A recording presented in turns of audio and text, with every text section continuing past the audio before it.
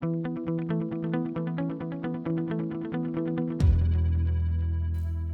in this nugget, we're going to talk about ask and they will teach. And I like to start the nuggets off with a joke. So this little joke is pretty funny, I think. It's short and simple. What happens to a frog's car when it breaks down? It gets towed away. Towed away, get it? That's pretty good. We are taking suggestions on jokes. So if you guys have something better and you don't want to listen to my bad jokes, then send me something. We want the jokes to make sure that anybody could hear the jokes. So in the intro, I'm going to talk about something I learned a long time ago, that if you ask successful people for advice on how to get successful, just about every one of them is going to be happy to share their nuggets of information with you. And I first learned this strategy from Brian Tracy in one of his books. So I'm going to tell you a quick story about the first time I tried this out and how it worked. I was a young finance manager working at a dealership called Underdahl Chevrolet and Toyota. And we had an owner named Tim Underdahl that was a somewhat absentee owner, and he wasn't around a lot. So I read this book and it said, go ask successful people how to get successful. Back then, I wanted to be a dealer. So I thought, well, the first guy I'm going to ask is Tim Underdahl, the dealer, when he's here. And I was nervous as heck. So I go out, I see Tim, he pulls up at his big fancy motorhome with his wife, and they're walking around the lot, talking to a few people. And I thought, this is my moment. I'm just going to go ask him. So I walk up to Tim Underdahl and I say, hey, Tim, I'm Chris Blakely. I'm your finance manager. He goes, yeah, I know who you are. And I said, I just wondered if I could ask you a quick question.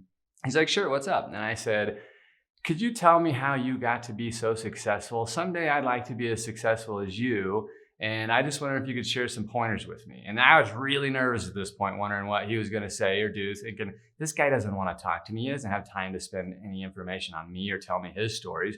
But his eyes lit up and he started hollering at his wife to come over there. He said, come here, come here. And he said, do you know this guy? And it's Chris Blakely. He's our finance manager. So he introduced me. He said, you got to hear what he asked. He wanted to know how we got to become so successful.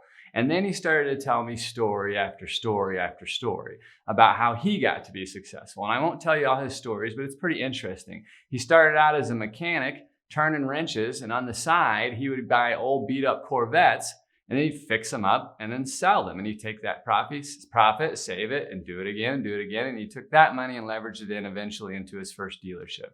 And then there was more to that story, but the point was he spent a lot of time telling me on what I should do, and he was super excited. It made me feel like $1,000,000. So obviously the point of this story is for you to go to people that you look up to and simply ask them how they became so successful at whatever it is they are good at that you're looking to be better at. So search out those people and ask them, and you'll be surprised how much information, how many nuggets they'd love to share with you.